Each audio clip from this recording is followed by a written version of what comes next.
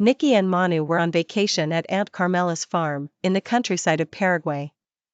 But that day, the rain was falling so heavily that they couldn't go out to play or take any walks.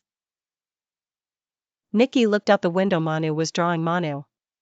"I'm bored," said Niki in a sweet voice. "Me too, Niki. Why don't we ask Aunt Carmela to tell us a story?" Manu suggested, sounding a bit tired. Aunt Carmela, wise and always smiling, invited them to sit by the fire. Wrapped in a warm blanket, Aunt Carmela began her tale. "Listen carefully. Once upon a time, in the mountains of Italy, there was an ancient monastery where very wise monks lived. In a flashback to the story, one of these monks, a holy man, walked one winter morning in front of a benefactor's field. He saw several peasants cutting down a large walnut tree. "What are you doing?" asked the monk in a calm voice. "The owner says this tree hasn't borne fruit for years. We're cutting it down for firewood this winter," replied a peasant. "Leave it alone. I promise you that by next spring it will bear more fruit than ever. But, you must promise that half will go to the monastery," the monk said serenely.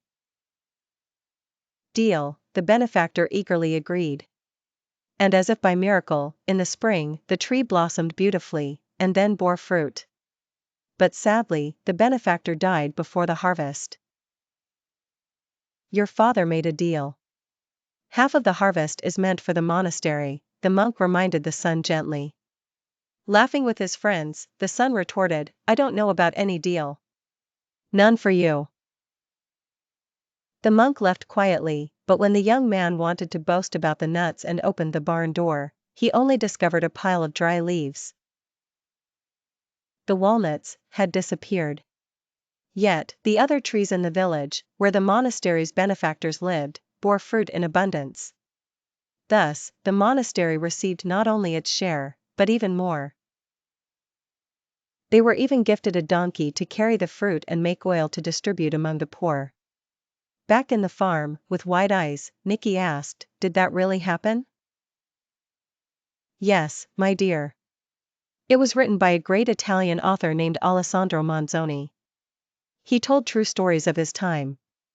This story teaches us that keeping promises always brings blessings," Aunt Carmela said. "How lovely! Even when it rains, your stories are always magical, Aunt," Manu exclaimed. "Sometimes, rainy days bring the loveliest tales." Aunt Carmela concluded with a smile. Sign up for more magical stories with Niki and Manu.